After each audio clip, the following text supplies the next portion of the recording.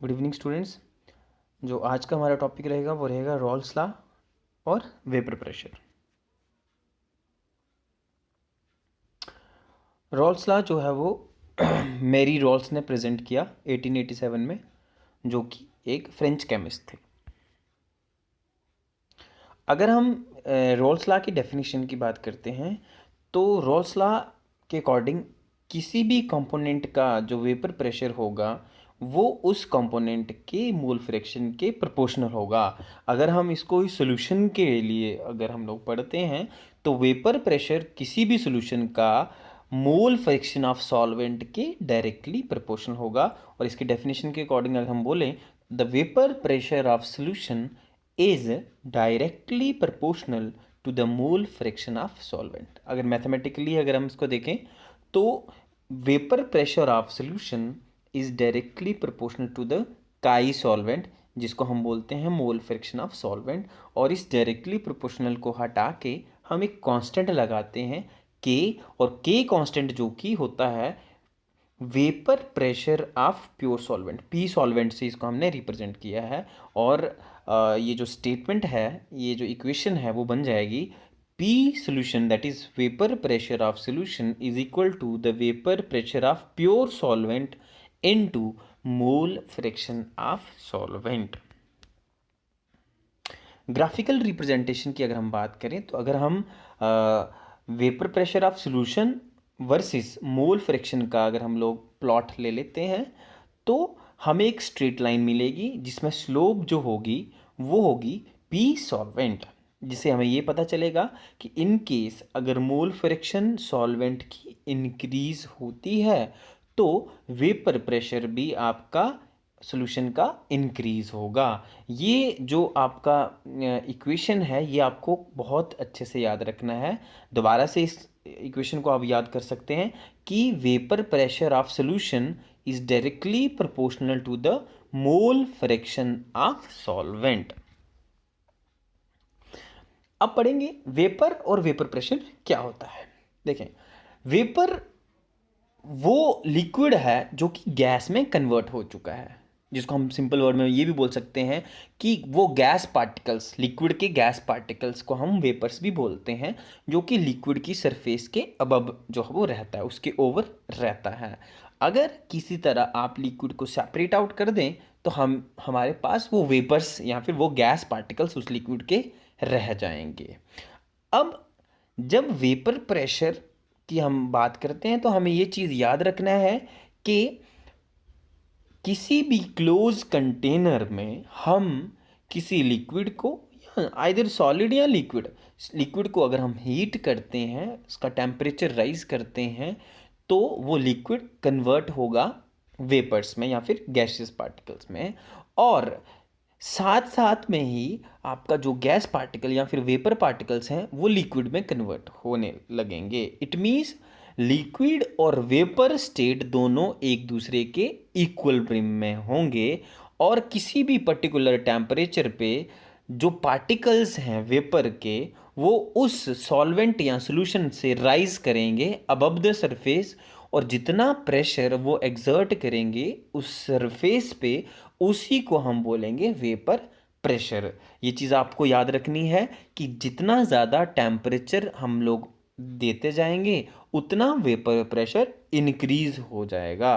और दोनों के बीच में, लिक्विड और गैस के बीच में या वेपर के बीच में डायनेमिक इक्विलिब्रियम मेंटेन होगा, जिसका मतलब ये है कि rate of forward reaction is equal to the rate of backward reaction. मतलब ये कि आपके जो सॉलिड या लिक्विड हैं वो इवेपोरेट होके वेपर्स में कन्वर्ट हो रहे हैं, इट मीन्स इवेपोरेशन हो रहा है, और साइमल्टेनियसली आपका जो गैसियस पार्टिकल है, जो आपका वेपर पार्टिकल्स है, वो कंडेंस होके वापस आपका जो है लिक्विड में कन्वर्ट हो रहा है। मतलब evaporation is equal to the condensation. तो उन दोनों का रेट जो है वो इक्वल है, इसीलिए हम ये बोलेंगे कि दोनों डायनेमिक इक्विलिब्रियम में हैं। और एक चीज़ और आप याद रखें इसके साथ कि किसी भी सॉलिड का या लिक्विड का एक अपना वेपर प्रेशर होता है। अगर हम इस इमेज से समझें तो वेपर प्रेशर ऑफ सॉल्यूशन हम किस तरह से समझ सकते हैं। देखें, मैंने अभी आपको ये बताया कि इक्विलिब्रियम किसी भी पर्टिकुलर टेम्परेचर पे, हम अगर क्लोज कंटेनर में हम लोग कोई भी पर्टिकुलर टेम्परेचर दे रहे हैं तो एक इक्विलिब्रियम अटेन हो जाता है। ठीक है। अब अगर आप डाइल्यूशन करते हो सॉल्यूशन, देखें अब मैं सॉल्यूशन की बात बता रहा हूँ। सॉल्यूशन दो चीज़ों से बनता है, सल्यूट और सॉल्वेंट से। इन केस आप सॉल्वेंट को बढ़ा रहे हैं, आप डाइल्यूशन कर रहे हैं, सॉल्वेंट को बढ़ाओगे तो क्या होगा, डाइल्यूशन होगा। सॉल्वेंट को बढ़ाओगे तो number of moles of solvent increase होंगे।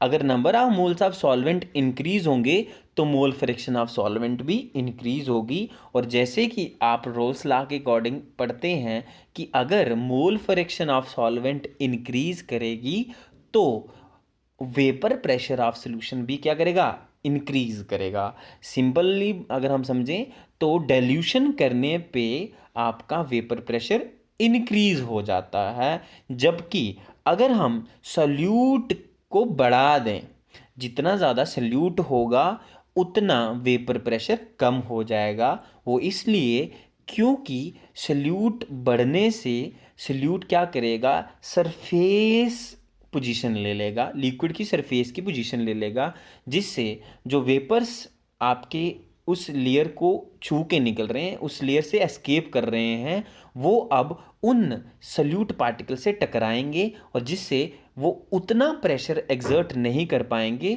जितना कि उनको करना चाहिए। इसीलिए हम ये बोल सकते हैं कि अगर आप सल्यूट बढ़ा रहे हो तो वेपर प्रेशर कम होगा, अगर आप कंसंट्रेशन इंक्रीज कर रहे हो तो वेपर प्रेशर कम होगा, अगर आप डाइल्यूशन इंक्रीज कर रहे हो, आप डाइल्यूशन कर रहे हो तो आपका वेपर प्रेशर इंक्रीज होगा।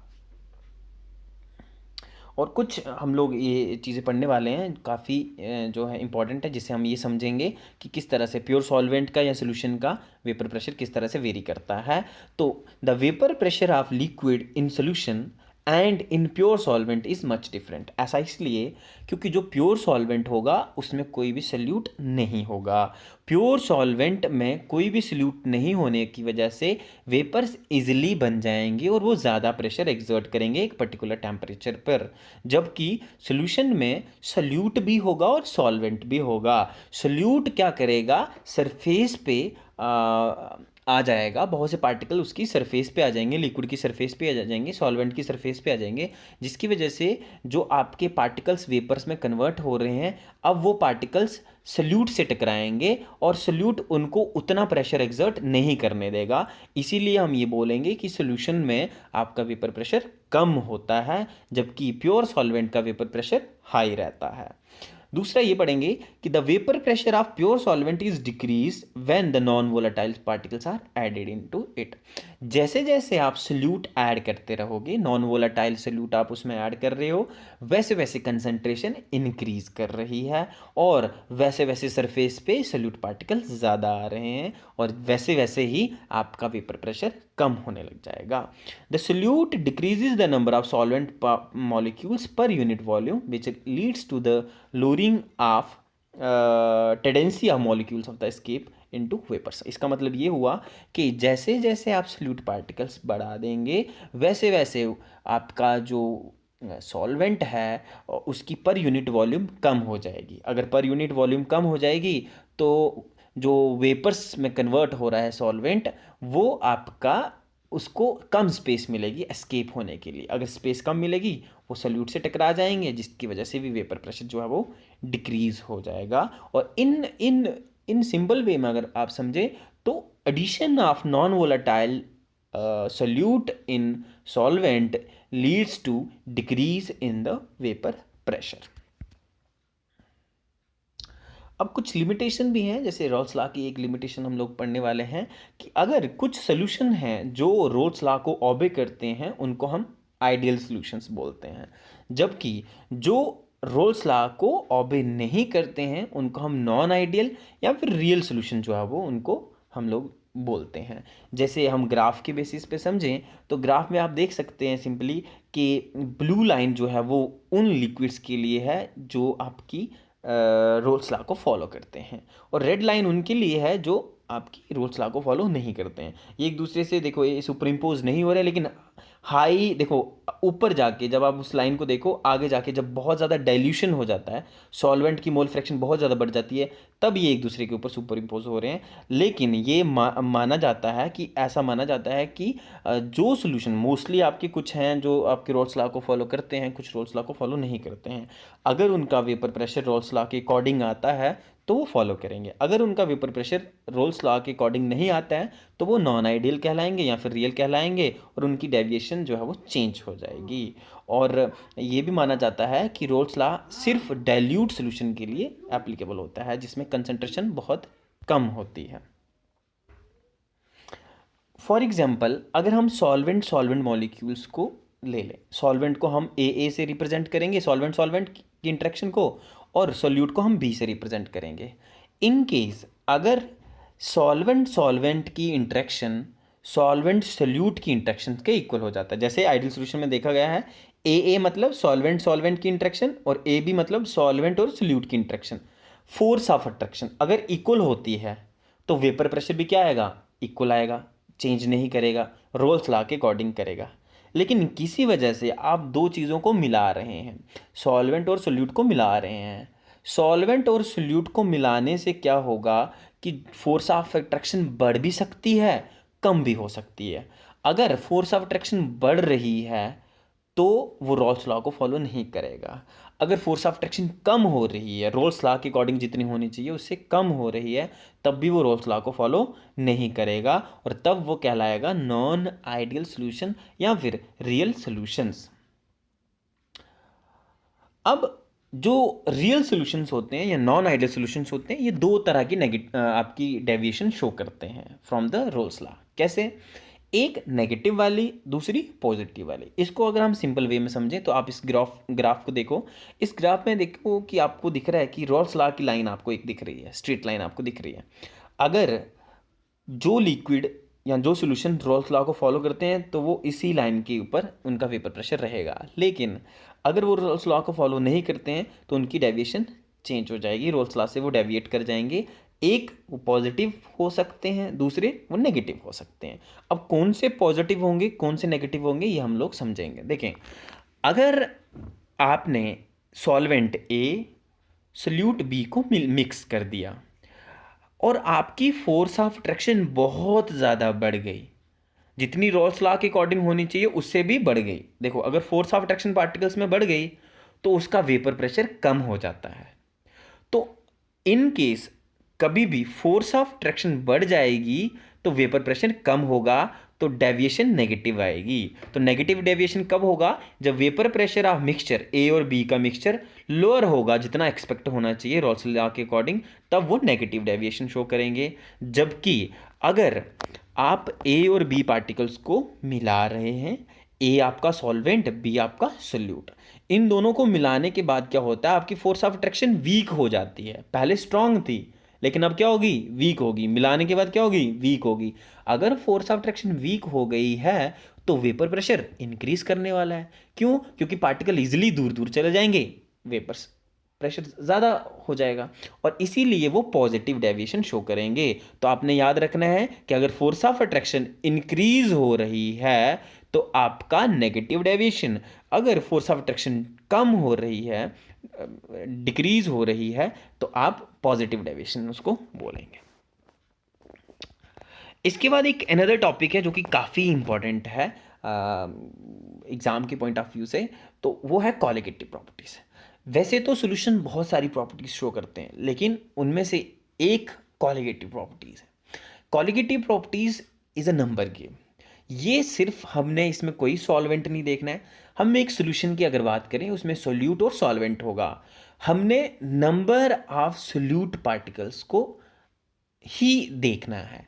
ज़्यादा से ज़्यादा सोल्यूट पार्टिकल्स के नंबर होंगे उतनी ज़्यादा आपकी कॉलिगेटिव प्रॉपर्टी होगी। मतलब कॉलिगेटिव प्रॉपर्टी नेचर पे डिपेंड नहीं करती, सल्यूट के नेचर पे डिपेंड नहीं करती, उसकी रिएक्टिविटी पे डिपेंड नहीं करती, वो सिर्फ डिपेंड करती है number of moles of solute या फिर amount of non volatile solute. जितना ज़्यादा आप अमाउंट सल्यूट का सोल्यूशन में या सॉल्वेंट में ऐड करेंगे उतनी कॉलिगेटिव प्रॉपर्टीज जो है वो ज़्यादा होगी। So colligative properties are those properties which only depend upon the number of moles of solute particles. ठीक है, colligative properties does not depend upon the